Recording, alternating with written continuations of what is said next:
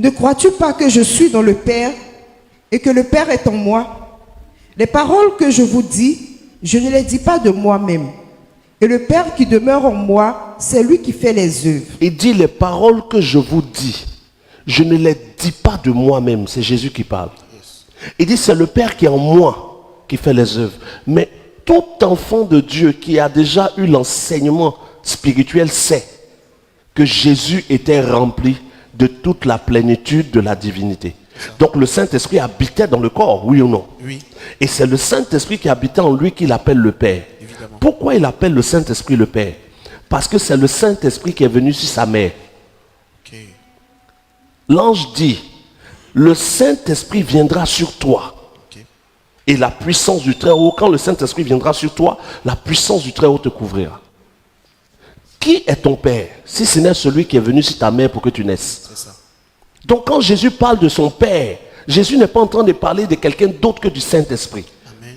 Le Père, c'est le Saint-Esprit. Dans beaucoup de messages que les gens donnent aujourd'hui, le Saint-Esprit est la troisième personne, celui qui est l'exécutant. C'est faux. Ok. Le Saint-Esprit est le Père assis sur le trône. Parce que selon même l'enseignement de Paul, Paul dit qu'il y a un seul Esprit de Dieu.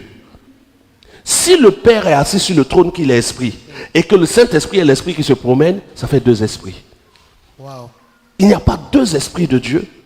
L'ange Gabriel dit à Marie, le Saint-Esprit viendra sur toi.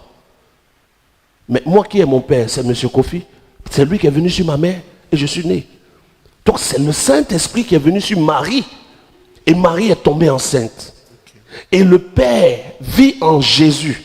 Le Père en lui, c'est la plénitude du Saint-Esprit qui est le Père. Ok. Et il dit, les paroles que je dis, je ne les dis pas de moi-même, mais c'est le Père qui habite en moi qui parle. Et quand il doit mourir, il dit, il est avantageux pour vous que le Fils parte, car le Fils est soumis au Père.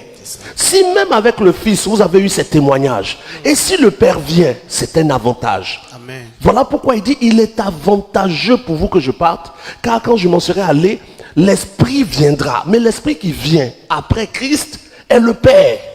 Ok. Donc le Fils donne la place au Père. De même que Jean-Baptiste a donné la place au Fils. Ok. Quand Jésus vient, Jean dit, je ne suis pas digne de délier la courroie de ses sandales. Et Jean dit qu'il croisse et que moi, je diminue. Jean dit non, ce n'est pas moi qui dois te baptiser, c'est plutôt toi. Il dit non, laisse faire toute justice. Jean cède au Fils. Mais quand le Fils finit de parler, il dit je donne ma place au Père. Donc le Saint-Esprit qui descend, c'est le Père qui vient dans ce monde. Dieu dans le monde. Et Dieu dans le monde, avant de venir par le Saint-Esprit pour remplir tous ceux qui vont croire, habitait dans le Fils. Et pendant qu'il était dans le Fils, tout ce que Jésus disait ne venait pas de lui. Il dit, c'est le Père qui est en moi qui parle par ma bouche.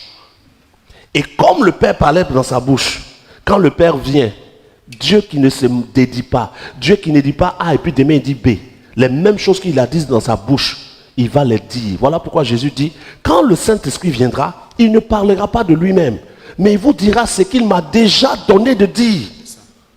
Et vous rappellera les choses à venir. Donc quand le Père va arriver, Jésus annonce, le Fils annonce le Père. Le Père qui va venir habiter les temples de ses fils. Comme il a habité le corps du Fils, il va habiter le corps des autres fils. Ok. Parce que selon Romains chapitre 8, Jésus est le premier-né d'une multitude de frères. Donc il est le premier-né de toute la nouvelle création.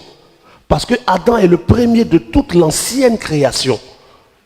Donc quand Dieu crée Adam, Adam est le premier de l'ancienne création. Mais Jésus est le dernier Adam et le premier-né de la nouvelle création. Et en tant que premier, il est la maquette, il est le modèle. Quel est ce modèle? Un homme rempli du Saint-Esprit appelé fils de Dieu. Et donc tous ceux qui deviendront fils de Dieu seront des hommes remplis du Saint-Esprit comme le premier. Dans le livre de Luc chapitre 8, dans le livre aussi de Jean chapitre 8, il dit, si le grain de blé ne tombe en terre et ne meurt, il reste seul. Mais quand le grain de blé tombe en terre et qu'il meurt, il produit beaucoup de fruits. Vous plantez un grain de maïs, l'arbre qui va sortir ne produit pas de papaye. Impossible. Ça produit aussi des grains de maïs. Jésus a été mis en terre comme prémisse pour tous ceux qui viennent. Et nous tous qui sommes nés de Dieu, nous sommes des hommes qui allons être remplis du Saint-Esprit et on va nous appeler fils de Dieu comme lui a été appelé fils de Dieu. Mais le fils annonce le Père et le Père donne au fils de naître.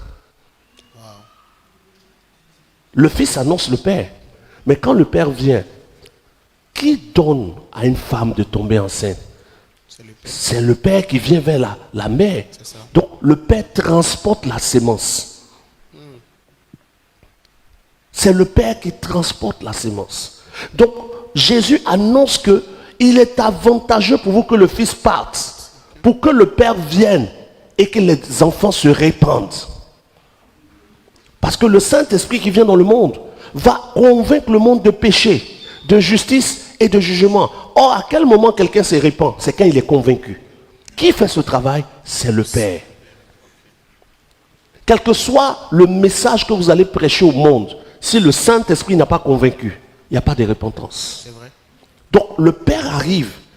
Il est avantageux pour vous que le Père vienne. Mais en même temps, il dit quand le Père vient, il y aura de faux prophètes, de faux apôtres. Donc il annonce le Père et il annonce les faux. Les faux vont donner des messages qui ne seront pas conformes au message que le Père a laissé dans le Fils. Wow. Parce que le Fils a parlé de la part du Père. Il dit, j'ai été envoyé pour faire non ma volonté, mais la volonté de celui qui m'a envoyé. Donc le Fils a été envoyé. Car Dieu a tant aimé le monde qu'il a envoyé son Fils. Afin que son Fils, transportant le message, ceux qui croient au message ne périssent point, mais soient remplis du Père.